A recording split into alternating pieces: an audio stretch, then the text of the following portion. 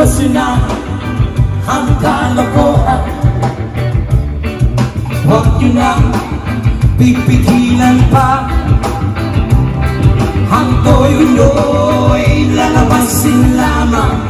Wow! Nabilog na naman ang meron namang isang lalaki. Matunda siya sa Pete's Place by the Bay, pero pag bilog na buwan, siya'y nagdadaming babae. Bilog, come on! Na naman ang buwan,